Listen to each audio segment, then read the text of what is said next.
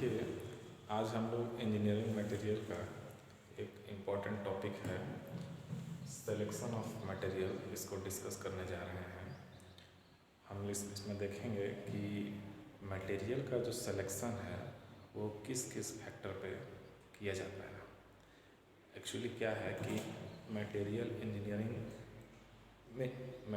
Engineer का job जो है, वो काम जो है वो बहुत ही चुनौतीपूर्ण है, क्योंकि किसी भी प्रोडक्ट के डिज़ाइन में, उसके प्रोडक्शन में सिलेक्शन ऑफ मटेरियल का बहुत ही इम्पोर्टेंट रोल रहता है।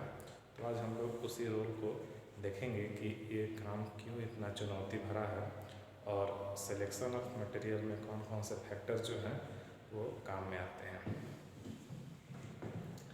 सबसे पहले हम लोग देखेंगे कि मटेरियल तो हम समझते हैं कि किसी भी यूजेबल प्रोडक्ट को बनाने के लिए जो रॉ मटेरियल यूज करते हैं उसी का सिलेक्शन के बारे में पढ़ेंगे।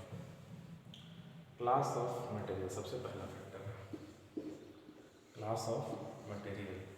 तो क्लास ऑफ मटेरियल में क्या होता है कि जैसे हम लोग पढ़े हैं कि इंजीनियरिंग मटेरियल में अलग अलग क्लासिफिकेशन है। उस क्लासिफिकेशन में जैसे मेटल्स है, नॉन मेटल्स है, सिरामिक है,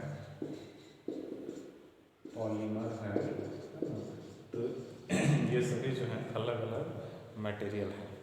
इस मटेरियल में जब हम सिलेक्शन करते हैं तो किस मटेरियल का हमको सिलेक्शन करना है, ये डिपेंड करता है कि जो प्रोडक्ट बनने वाला है वो किस क्वालिटी का होने वाला है। तो उसमें मेटल्स लेना है, नॉन मेटल्स लेना है, सिरामिक लेना है या पॉलीमर लेना है या कंपोजिट मटेरियल लेना है, तो उसके आधार पर हम सबसे पहले उसका क्लास का सिलेक्शन करते हैं। मान लेते हैं कि अगर हम एक इलेक्ट्रिकल इक्विपमेंट बनाने वाले हैं, जैसे वाटर हीटर। तो वाटर हीटर जो है एग्जाम्पल के तौर पर हमको बनाना है, तो इसमें हमको जो ट्यूब लेना होगा वो किस मटेरियल का लेंगे, मेटल का लेंगे, सिरामिक का लेंगे, नॉन मेटल का लेंगे, पॉलीमर का लेंगे। तो उसका यूज क्या है कि वाटर हीटर से हम पानी को गर्म करते हैं। तो पानी गर्म करने के लिए हमको इलेक्ट्रिक करंट की आवश्यकता होगी, और जो हीटर रहेगा वो कंडक्शन, इलेक्ट्रिकल कंडक्टर होना चाहिए। तो कंडक्शन का प्रॉपर्टीज में होना चाहिए। तो इसके लिए हम कॉपर का सिलेक्शन करते हैं, क्योंकि कॉपर जो है वो इलेक्ट्रिकल का कंडक्टर है। यहाँ पर दूसरा कंडक्टर पे हम यूज कर सकते हैं, जैसे सिल्वर है, वो भी इलेक्ट्रिकल कंडक्टर बढ़िया है, लेकिन कॉस्टली होने की वजह से हम कॉपर का यूज करते हैं और ये ड्यूरेबल भी है। तो यह इसलिए यहाँ पर हम दूसरा मेटल यूज नहीं कर सकते हैं या नॉन मेटल यूज नहीं कर सकते हैं या किसी भी तरह का पॉलीमर यूज नहीं कर सकते हैं। तो ये डिपेंड करता है कि हमको किस तरह का प्रोडक्ट का यूज करना है। तो इसलिए क्लास ऑफ मटेरियल में सबसे पहले है ये मेटल, नॉन मेटल, सिरामिक और पॉलीमर। तो ये इसका सिलेक्शन हम करेंगे कि हमको किस क्लास का मटेरियल को सिलेक्ट करना है। दूसरा जो प्रॉपर्टीज है वो है ये, दूसरा जो सिलेक्शन ऑफ मटेरियल में दूसरा जो मेन कारण है वो है रिक्वायर्ड प्रॉपर्टीज। जैसे मटेरियल का अलग अलग प्रॉपर्टी है, इलास्टिसिटी है, प्लास्टिसिटी है, टफनेस है, हार्डनेस है, स्ट्रेंथ है।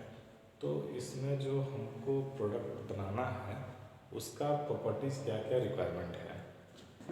अगर हमको स्ट्रेंथ हाई होनी चाहिए, स्ट्रेंथ है, इलास्टिसिटी है या फिर टफनेस है, अगर जिस चीज़ का हमको रिक्वायरमेंट होगा, जिस प्रॉपर्टी का, उसी के अनुसार हम सिलेक्शन करेंगे। अगर हमको कंडक्शन, मान लेते हैं वाटर हीटर में क्या प्रॉपर्टी होता है, कंडक्शन, इलेक्ट्रिकल कंडक्टर। तो अगर इसका रिक्वायरमेंट है तो हम कंडक्टर में कॉपर का सिलेक्शन करेंगे, है ना। अच्छा, उसके बाद उसका स्ट्रेंथ का जरूरत है नहीं, क्योंकि वाटर हीटर अगर हम देखते हैं तो उसमें स्ट्रेंथ की आवश्यकता नहीं है। हाँ, ड्यूरेबिलिटी होनी चाहिए और इलास्टिसिटी की जरूरत नहीं है, टफनेस की जरूरत नहीं है। तो उसके आधार पर मान लेते हैं कोई दूसरा प्रोडक्ट है, जैसे मान लेते हैं कि कोई नाइफ है, है ना। नाइफ का हम सिलेक्शन करेंगे मटेरियल का। तो ये जो नाइफ है वो इसमें से मान लेते हैं कि मेटल का बनेगा, स्टील का बनेगा, एलॉय का बनेगा, है ना। कास्ट आयरन का बनाएंगे, स्टेनलेस स्टील का बनाएंगे या हाई स्पीड स्टील का बनाएंगे। तो इसमें जो प्रॉपर्टीज इसमें होगा उसके आधार पर हम सिलेक्शन करेंगे। तो ये हो गया रिक्वायर्ड प्रॉपर्टीज में।